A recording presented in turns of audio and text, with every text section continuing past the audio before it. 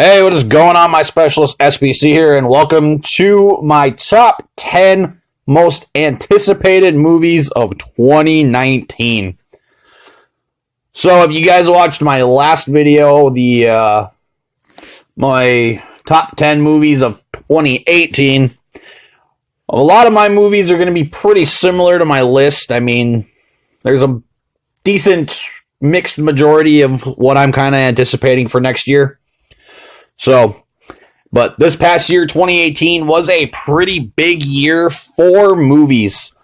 And this upcoming year in 2019, I am so excited for most of the movies coming out. There's some I can live without going to see, but all the ones on this list, I am so hyped up for. So guys, let's kick the list off at number 10, and that being the Joker origin story. Now, the reason I'm excited for this is because, first of all, I don't know what it is, but I really like the way Joaquin Phoenix's Joker actually looks. And there's being rumors spread around, I don't know if they're true or not, of this actually not being like the Joker, but this being like the guy who actually inspired the Joker. So I think that's kind of cool, but at the same time, I think it's kind of strange. I mean, I really hope this is actually like the Joker that we all know and love. I mean, it's definitely going to be better than Jared Leto's version from the Suicide Squad movie. So, but I'm actually really anticipating for this movie, so I hope it's going to be good. Fingers are crossed. And that is up at number 10. Coming in at number 9, I think it's actually going to be a pretty fun superhero movie, that being Shazam.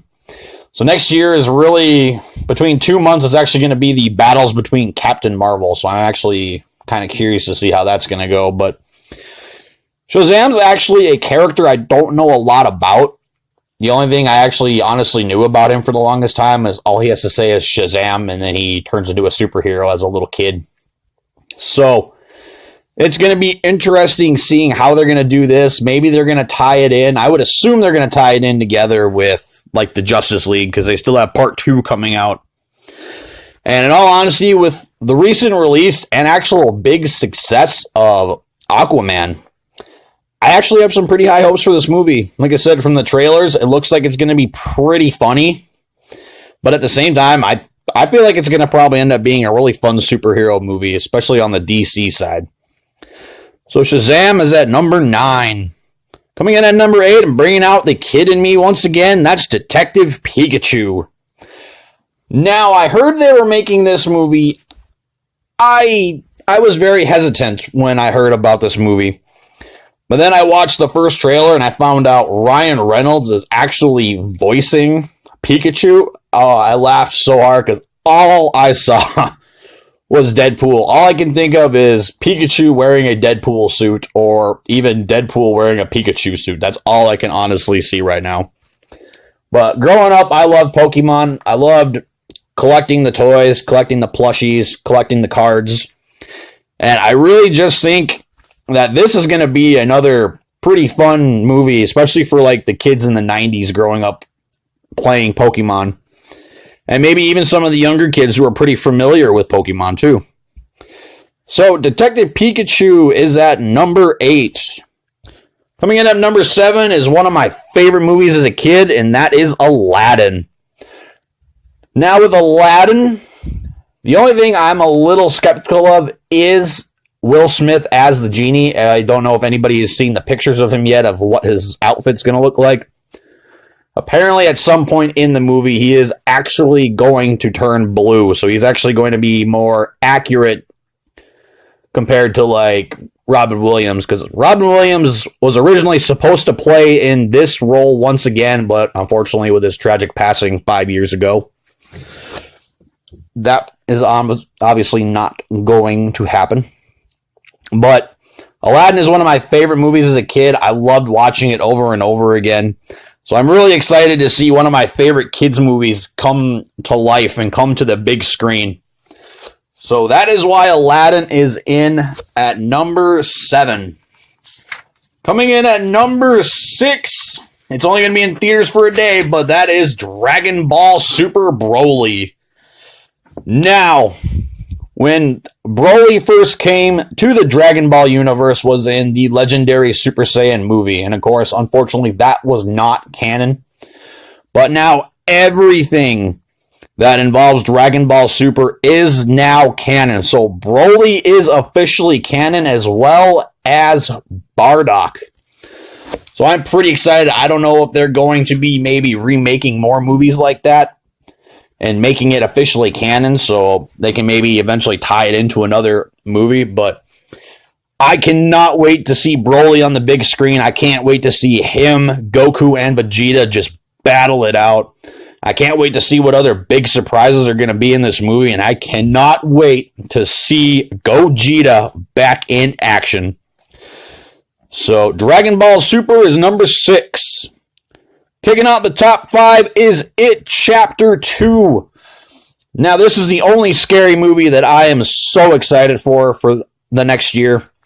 Because I went to the first one last year. It's still 2018 when I'm making this video, guys. So, last year, September, when I went to go see this movie with Ethan. Honestly, I didn't have a lot of hopes for it, but seeing Pennywise in the trailers, I was actually really excited. It was so much better than the made-for-TV version. But in this one, all the kids from the last movie are adults, so I can't wait to see how Patrick Wilson, James McAvoy, all those guys, I cannot wait to see how they are going to take on Pennywise, how they're going to give their own spin and interpretation from the previous film, and even to see if it's going to do better than the last one. So, It Chapter 2, number 5. Number 4 is Spider-Man Far From Home. If you guys don't know now, I'm going to say it again. Spider-Man is my favorite superhero of all time. I loved Homecoming. I thought it was actually probably the best Spider-Man movie that's been made. Well, except for Spider-Man 2. That one was really good too, but I am more curious of how they're going to tie this in with Avengers Infinity War and Avengers Endgame, because apparently this one is supposed to take place literally minutes after Endgame. So I want to see how they're going to bounce back from killing off Peter Parker in Infinity War. And then I just want to see who the villain's going to be. I know it's Mysterio, but I cannot wait to see exactly how Mysterio is going to be. So at number 3 is my all-time favorite kids movie, coming to life as well, and that is The Lion King. After I heard Jon Favreau, the guy who made Iron Man, the guy who did the live-action version of The Jungle Book, I heard he was doing The Lion King. I had pretty high hopes, because I have not seen a bad Jon Favreau movie at all. So, seeing that they're bringing this one to life is exciting, because, like I said, my all-time favorite kids movie. I unfortunately am not ready to see Mufasa die once again. I'm probably going to bawl. But I can't wait to see all the different voices, Seth Rogen, Donald Glover, even the guy who plays Mufasa from the cartoon is coming back. Darth Vader himself returns. I don't know why I spaced out his name, guys, but I did. But Lion King at number 3. Number 2, Avengers Endgame. And of course, this one's pretty obvious. We all want to see what happens after the snap. We all want to see what's going on with Thanos. We want to see if our old favorite characters are coming back. We're going to see how Ant-Man comes into play. We're just overall going to see how the Avengers are going to bounce back after such a tragic and insane loss. I mean, losing Black Panther, most of the Guardians of the Galaxy, Spider-Man, Doctor Strange, Gamora. I mean, I just really want to know, are they going to fight Thanos again?